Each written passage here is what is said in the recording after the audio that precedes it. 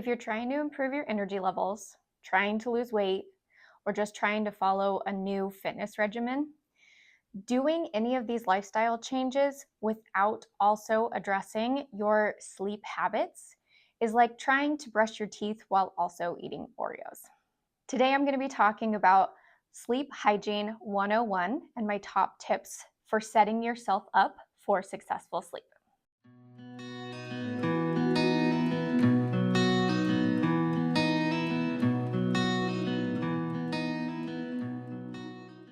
Hey everyone, it's Dr. Ashley here. Today we're going to be talking about the importance of sleep hygiene.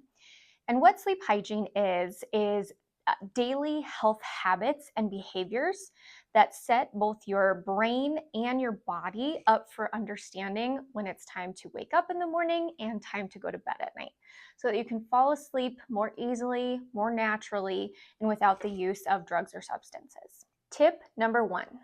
Maintain a consistent sleep and wake schedule. This means that you are going to get into bed at roughly the same time each night and wake up the next morning no matter what. And that includes on the weekends. This is such a paramount, important piece of your daily life and your daily schedule that will make or break your ability to sleep naturally and sleep on your own. If you think about how unfair it is to our brains when we are playing the weekend warrior. So we have kind of our schedule during the week, and then Friday and Saturday come and we want to enjoy the weekend a little bit more, so we stay up several hours later than we're supposed to. And to quote unquote make up for it, we sleep in on Saturday and Sunday just to turn around and force our body to try to fall asleep at the same time, our usual time on Sunday night, and also wake up on Monday morning at an earlier time that we expect it to. Our brain and body is like, what in the world is going on? It has no idea what is happening. It's very confusing, and it works against the way our human physiology is set up. So we are set up on a 24-hour cycle called the circadian rhythm. And that rhythm is it's a rhythm that is very regular. It comes and goes with the sun. So our brain gets those signals from the sun. And we're going to talk about the importance of the sun and melatonin here in a little bit. But when we disrupt that rhythm, trying to get back on its regular cycle is extremely hard. So if you are ready to kind of focus on your lifestyle and really start feeling better in your mind and body, this is my number one tip for you, is wake up at the same time every day, even if you don't want to. So calculating when to get into bed and when to wake up. Of course, when to wake up is going to be dictated by your schedule. So what time do you have to wake up to get ready in order to go do whatever you need to during the day, whether that's go to work, take care of your kids, etc. Most adults function well within a 7 to 9 hour frame of sleeping each night. It's individual for everyone, and it changes with age. So the older that you get, the shorter that sleep time tends to be.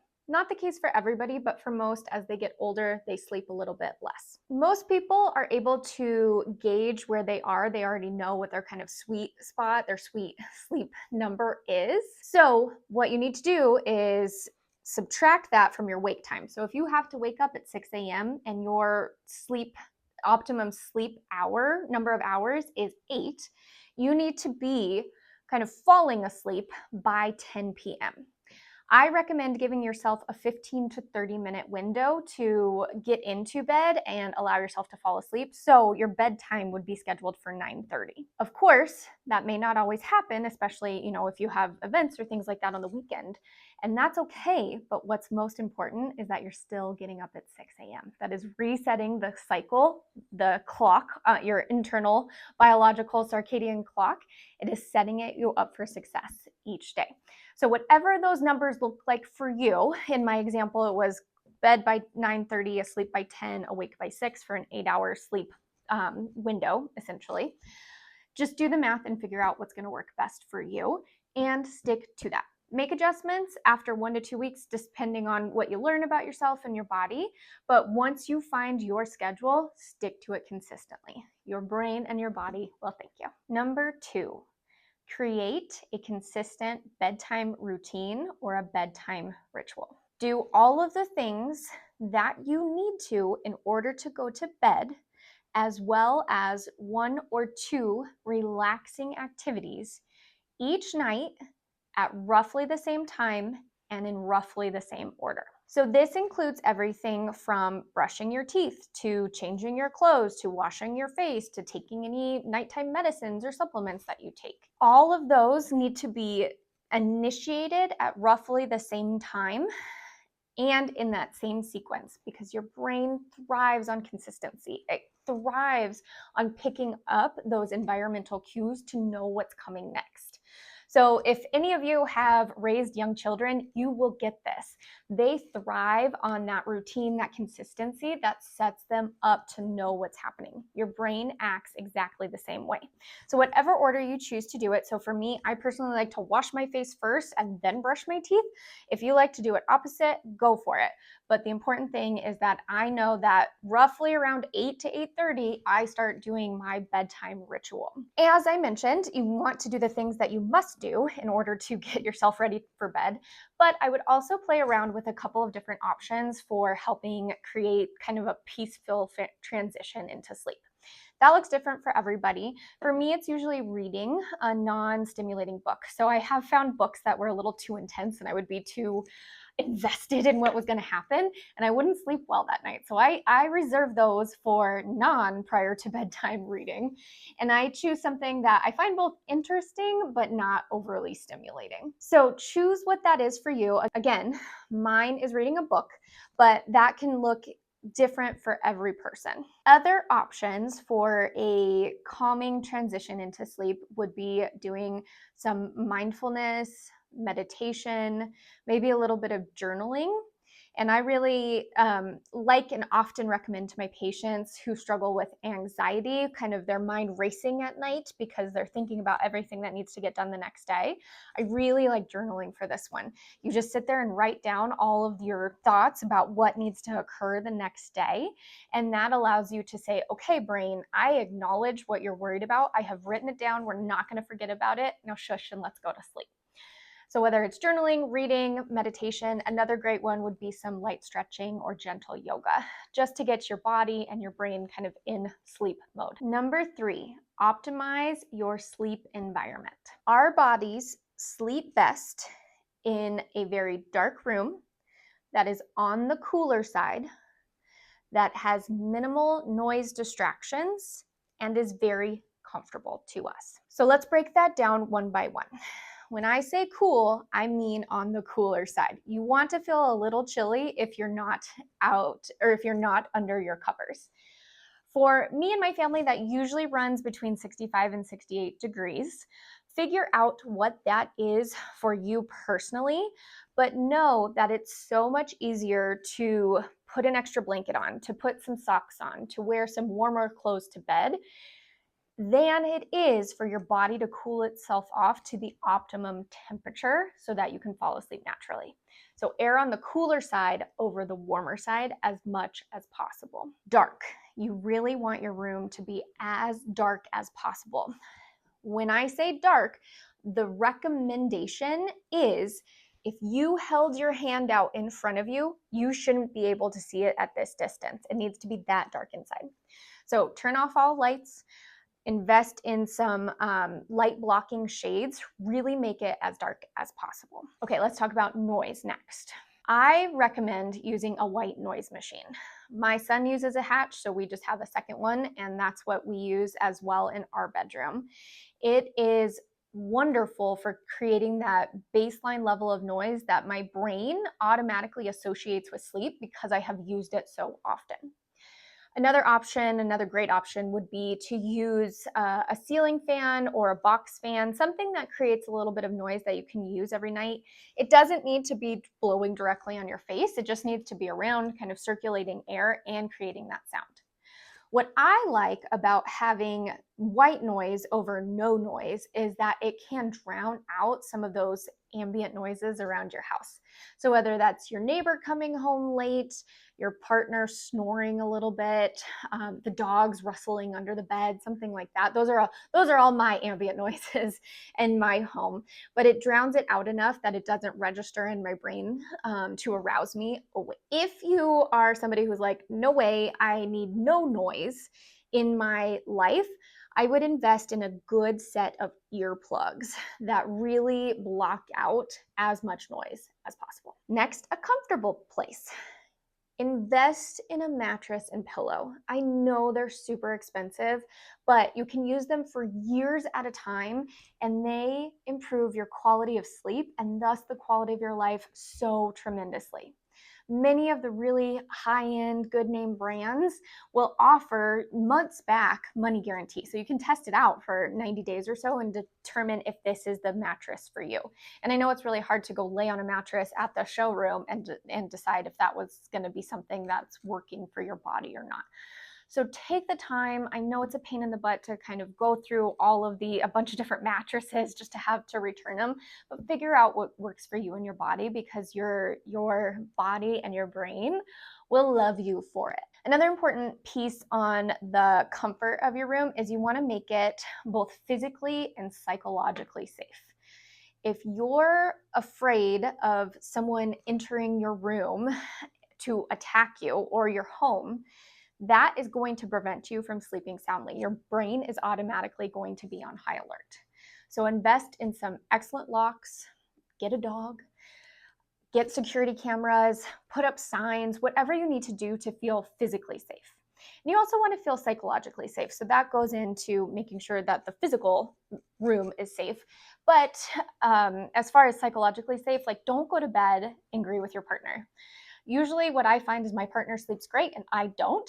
It really makes it better for me to kind of clear the air before we go to bed. So do what you need to feel at peace and safe and comfortable in your environment before you go to sleep. Number 4, utilize lighting appropriately.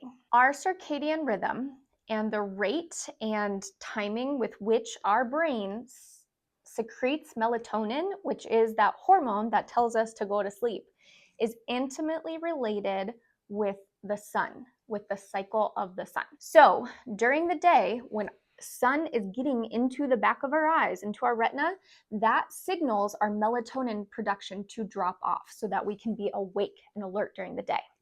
And then as the sun starts to set and light starts to go down, our melatonin production will start to ramp up. We have created an environment where we are always exposed to light, whether it's our camera, our computer, the artificial lights in our home, and it has jacked up our body's own ability to produce melatonin. So it's very important here that you try to set up your light exposure in more of a natural day way. One of the best things that you can do is during your scheduled wake up time. So whatever time we talked about in tip number 1, that you are going to start waking up, make sure that you are getting exposure to light. If the sun is rising, now that it's turning into summer, the sun is coming up earlier. If you can get exposure to the sunrise, natural light as much as possible, that's going to be the best. However, if you live in more northern climates, or if it's over the winter, that can sometimes be hard to achieve. One of the best ways to get around this is to get a high lux or a happy lamp. So those are lamps that you can actually use to treat seasonal affective disorder or seasonal depression, thus the term happy lamp. But what it is it's a very bright light that you can turn on for up to 30 minutes around the time of your natural wake up. And that really helps wake you up and turns off your melatonin production. If you suffer from certain neurological conditions like headaches or seizures, or if you have certain psychiatric conditions like bipolar disorder, that can negatively affect you. So just make sure to check in with your primary care doc before you do it if you have any concerns. If you do have one of those conditions and want to just avoid the risk of that, just go out as much as you can during the first half of your day and get exposure to sunlight, because that will do essentially the same thing. So just like we're exposing ourselves to more light during the morning and during our day, we want to decrease our light exposure during the evening, and that will help ramp up our melatonin production. Again, our brains have not evolved at the rate of our technology. So they don't understand the light that we're seeing from our screens is not the sunlight. So they think it's still daytime. Why are we getting sleepy? Wake up, wake up, wake up. So there's several ways that you can deal with this light exposure. So first is to turn off all screens 2 hours before bedtime. That is my number one recommendation for this. It's just going to be better for your mind and for your melatonin production. If that's a no-go for you, if that's something that you can't do, you can set all of your devices to night mode. And what that will do is will block out the blue light of that, which really is the most detrimental wavelength for our melatonin production. You can also get blue light blocking glasses and put those on for 2 hours before bed, which will essentially do the same thing as that night mode. Another big thing that I recommend is to start to dim your lights at the 1 to 2 hours before bedtime. Again, simulating sunset in your own home so that your brain starts to say, ooh, we're getting ramped up for bedtime. Number 5, be mindful of your diet and hydration. This comes in the form of food quality, food quantity, caffeine, alcohol, and water intake. So let's first talk about food quality. Artificial foods, foods high in sugar, foods high in a lot of preservatives and chemicals can be very stimulating to your system, including your brain, and will work against you falling asleep. For most people, especially people who are trying to lose weight, I recommend not eating after dinner. Just stop the snacking after that. If you are somebody who regularly snacks before bed, I would encourage you to do 2 things. First, I would try to figure out, why are you snacking? Are you really hungry? Are you waking up in the middle of the night actually experiencing hunger?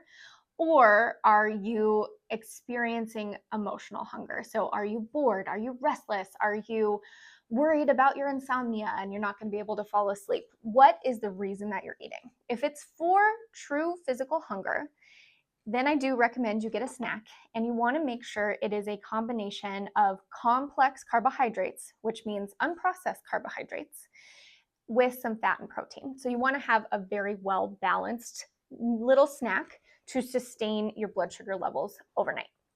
If you have a hit of something that is just pure sugar, so say like a candy bar or white bread with some peanut butter that contains sugar in it, that's a heavy load of simple carbohydrates with not a ton of fat or protein. You will get some with the peanut butter there, but it's still not going to balance that blood sugar spike. And so when you have a spike of blood sugar and you start to come down, you're going to feel like crap. And that in and of itself will wake you up. So be intentional with what you are snacking on before bedtime. Next, food quantity.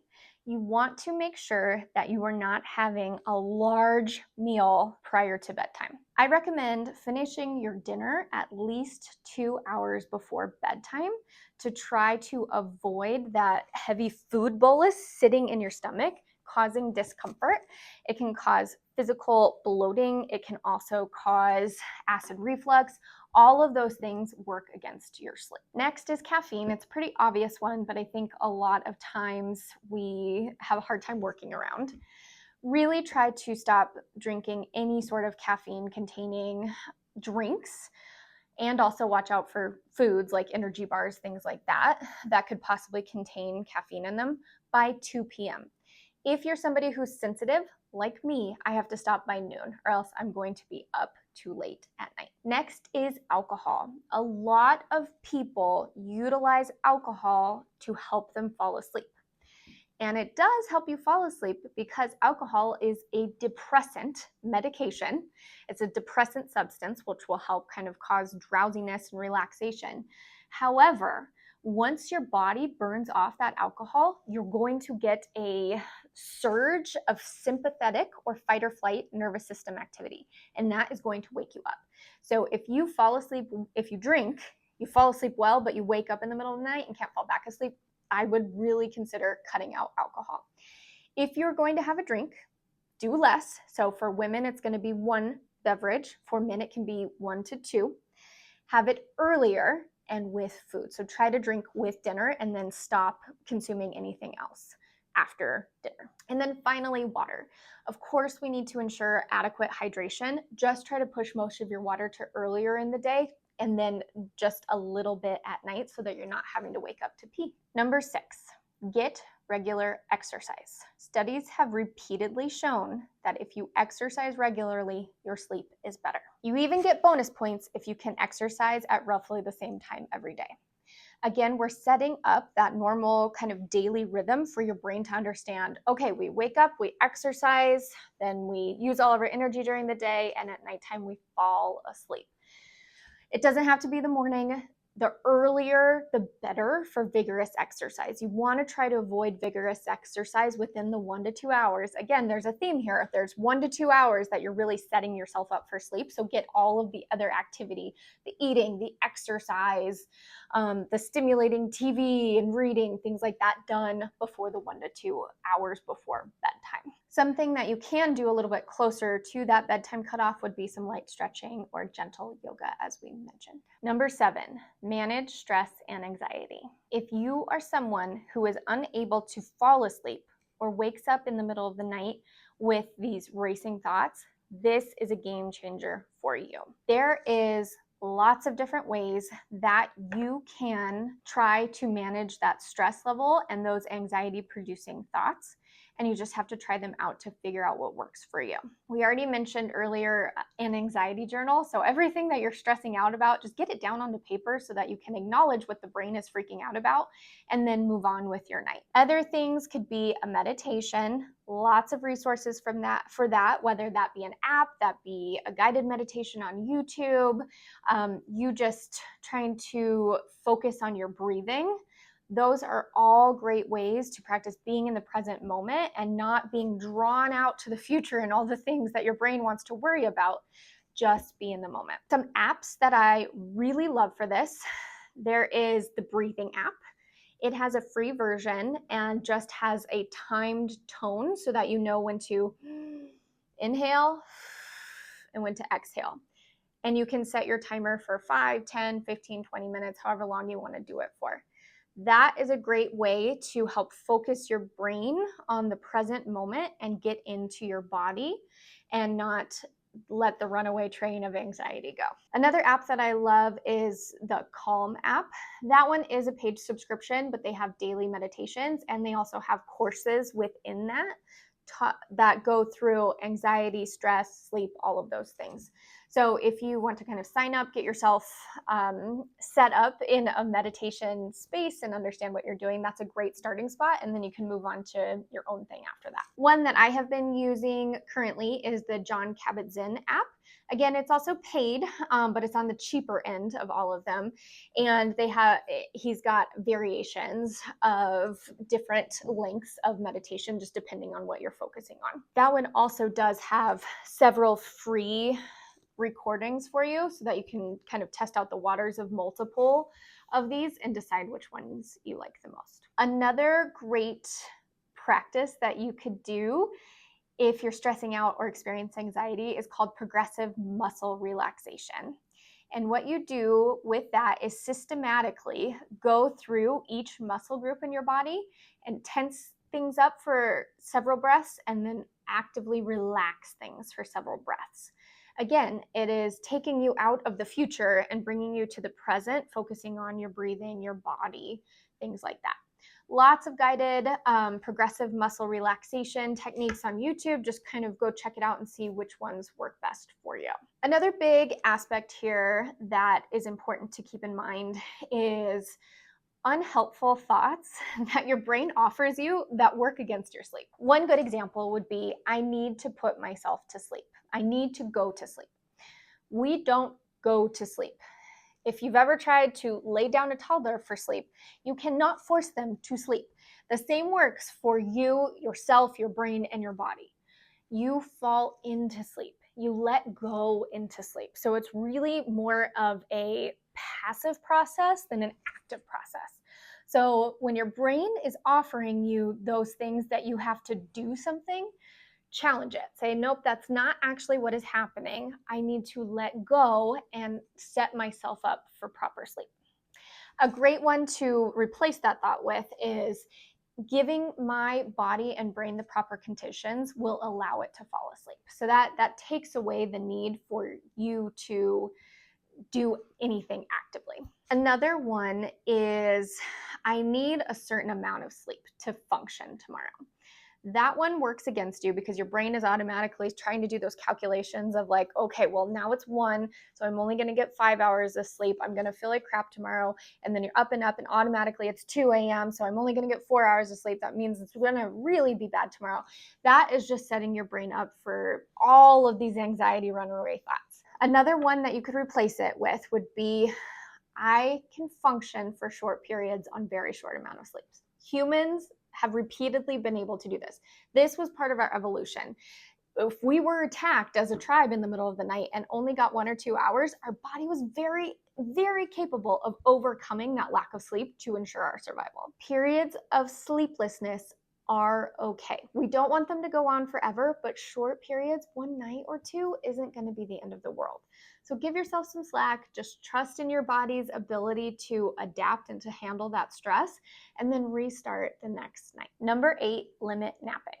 If you are somebody who struggles with chronic insomnia, I highly recommend not napping at all until you have that insomnia figured out. If you're someone who struggles occasionally with insomnia, periodically taking a nap, if you really need one, should be fine, but try to limit it to no more than 30 minutes. In addition to melatonin, we have other hormones in our brain that regulate our ability to fall asleep and stay awake. One of those chemicals actually builds up during the day, and that also kind of, along with melatonin, helps us get put to sleep at night. When we fall asleep, the brain breaks down those hormones, and that kind of shuts off our sleep drive.